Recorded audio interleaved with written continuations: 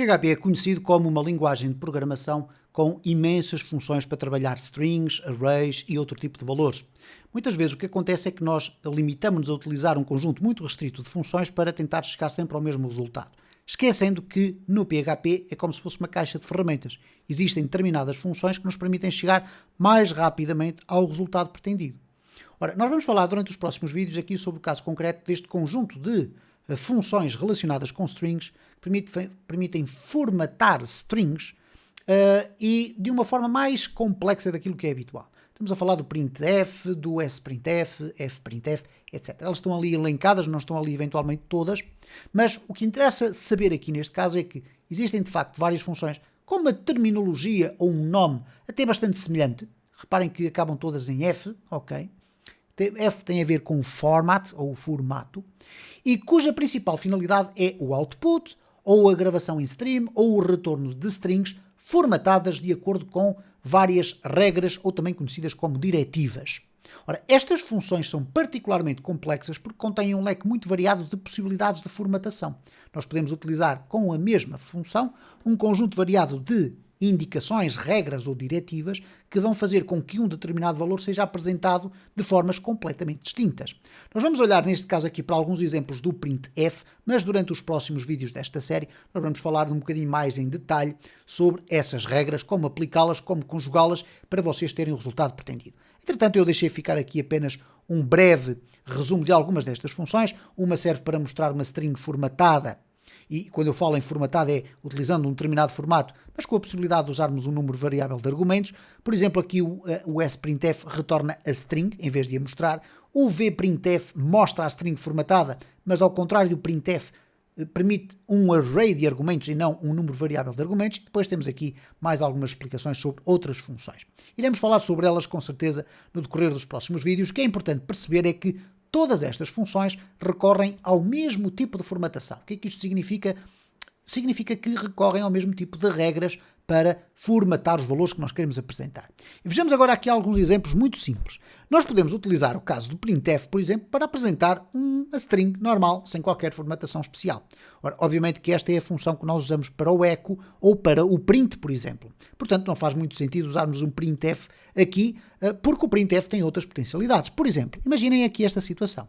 Se nós tivermos aqui esta string, que contém aqui estas composições mais estranhas, que é o sinal de percentagem, vamos lhe chamar mais rápido em vez de sinal de percentagem só, percentagem S e percentagem S. O S significa string. Então o que é que acontece aqui? Eu posso passar dois argumentos e colocando aqui dois percentagens S, o que vai acontecer é que este primeiro S vai ser substituído pelo primeiro argumento, o segundo S vai ser substituído pelo segundo argumento e mais S eu tivesse aqui e mais argumentos eu tivesse, eles iriam então ser substituídos por aqui.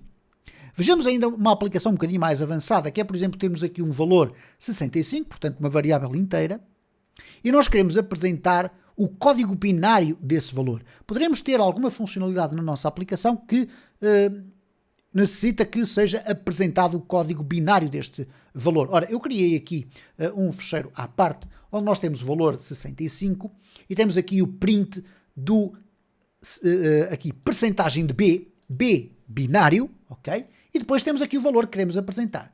O 65 irá então aparecer da seguinte forma. Reparem, se eu colocar aqui php teste.php, o output que nós aqui temos é o código binário deste 65. Se eu colocar aqui 66 e voltar a executar aqui o meu código, reparem que temos o código binário subsequente, isto é, passou do 1 para o 10, ok? Bom, vamos voltar aqui ao 65 e vamos voltar aqui atrás à nossa documentação.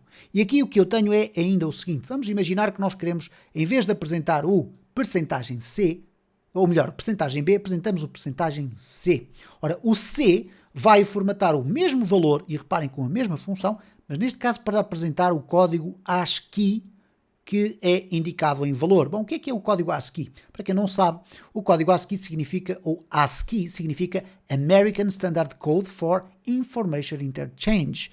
Ora, este código não é nada mais, nada menos que uma tabela indicativa de códigos hexadecimais, códigos decimais que, se forem utilizados em determinadas funções, vão ser transformados num determinado caractere. Ora, eu tenho aqui este link que eu vos vou aqui mostrar, que é o exemplo de uma tabela do código ASCII.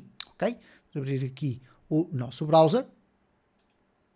E temos então aqui a nossa tabela ASCII. Reparem que tem uma coluna para valores decimais, hexadecimais, binários, octal e depois tem o respectivo caractere que é apresentado. E reparem aqui no caso do 65, ok? Então o 65 aqui equivale na prática ao caractere A.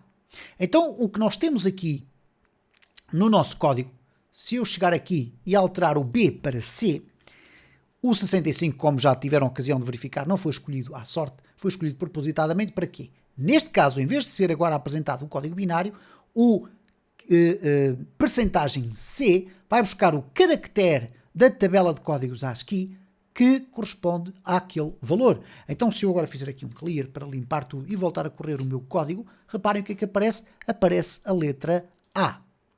Bom, há com certeza muitas funções aqui a estudar ao longo deste tempo. O que vai acontecer aqui é o valor é apresentado como um inteiro. Neste caso, se eu tiver aqui o percentagem de D e o valor, ele vai apresentar o valor como inteiro e, portanto, tem o mesmo output que eu poderia ter se eu fizesse print apenas do valor, ok? Mas com algumas restrições. Se o valor for uma string alfanumérica, vai dar 0. Não faz a conversão. Se for uma string com valor numérico, apresenta o valor desse número. E, portanto, há aqui, de facto, muitas regras que nós iremos ter a oportunidade de aprender no decorrer dos próximos vídeos e que vos vão permitir, de uma forma geral, perceber como é que essas regras se aplicam a cada uma destas funções.